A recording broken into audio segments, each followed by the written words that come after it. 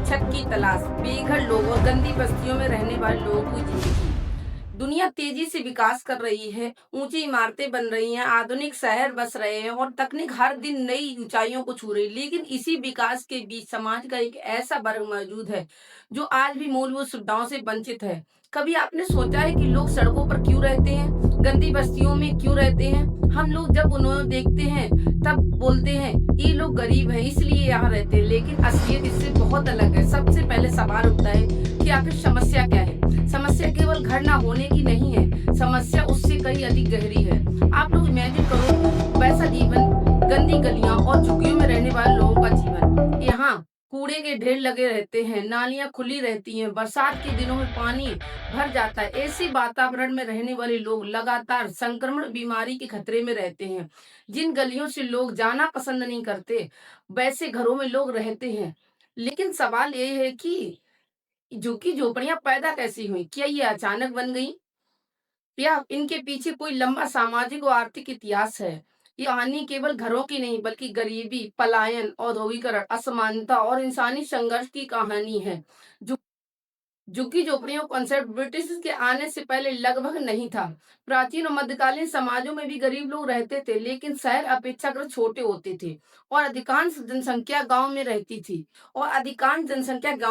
थी। 18वीं 19वीं शताब्दी में यूरोप में हुई इंडस्ट्रियल रेवोल्यूशन ने सब कुछ बदल कर रख दिया। जब ब्रिटिश भारत आए तो बहुत से कारखाने उन्होंने बनाए, जिस कारण से लाखों लोग गांव से शहरों की ओर रोजगार की तलाश में आने लगे। शहरों की आबादी इतनी तेजी से बढ़ी कि सरकारें और उद्योगपति उनके लिए पर्याप्त आवास की सुविधा नहीं कर सके। भारत में मुंबई, कोलकाता, चेन्नई और दिल्ली जैसे शहर तेजी से बढ़ने लगे। लोगों ने खाली जमीनों, रेलवे लाइनों, हाईवे के नीचे और फैक्ट्रियों और खाली सरकारी जमीनों के आसपास अस्थायी बस्तियां बनानी शुरू कर दी। उस टाइम एक छोटे से कमरे में कई परिवार तक रहते थे। यहीं से भारत में झुग्गी झोपड़ियों का प्रारंभिक स्वरूप विकसित हुआ। उस समय के पत्रकारों ने इन इलाकों को मानवता के अंधेरे कोने कहा था। लेकिन इन झुग्गी झोपड़ियों का निर्माण सिर्फ शहरीकरण के कारण नहीं हुआ, बल्कि इसके और भी कारण हैं। हमारा देश 1947 में आजाद हुआ। स्वतंत्रता के बाद भारत के सामने कई, क्योंकि विभाजन के टाइम पर लाखों लोग भारत से पाकिस्तान को और पलायन कर रहे थे और बहुत से लोग पाकिस्तान से भारत भी आ रहे थे। कई लोगों के पास रहने के लिए घर नहीं थे। उन्होंने शहरों में अस्थायी बस्तियां बनाना शुरू कर दी।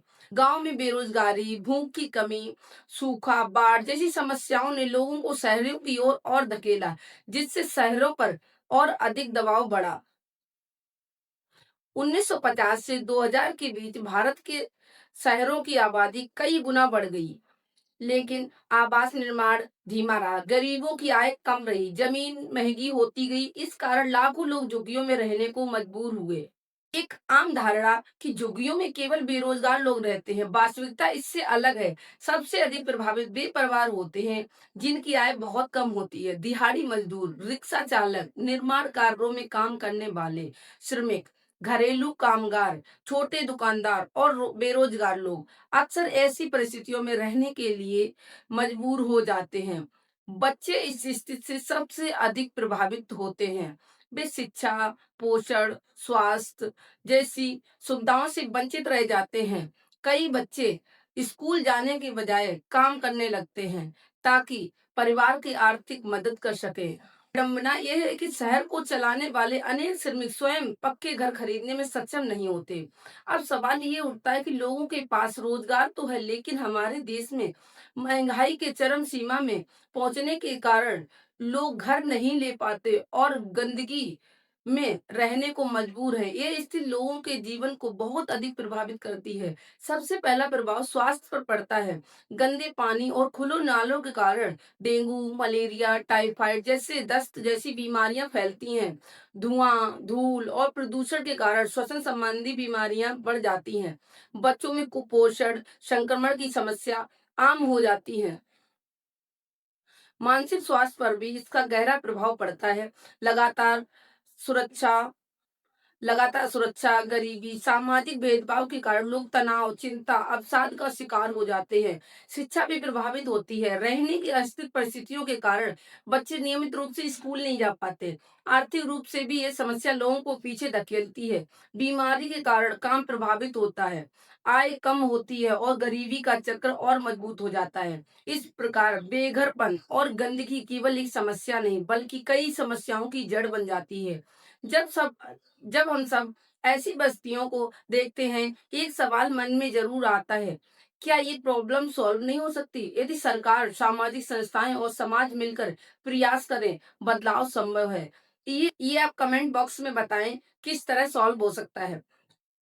सस्ते और सुरक्षित आवास उपलब्ध कराने चाहिए, स्वच्छ पेयजल, शौचालय, कचरा प्रबंधन की बेहतर व्यवस्था की जानी चाहिए, स्वास्थ्य शिविरों को बनवाना चाहिए, टीकाकरण कार्यक्रम, जागरूकता अभियान लोगों को बीमारियों से बचाने में मदद कर सकते हैं।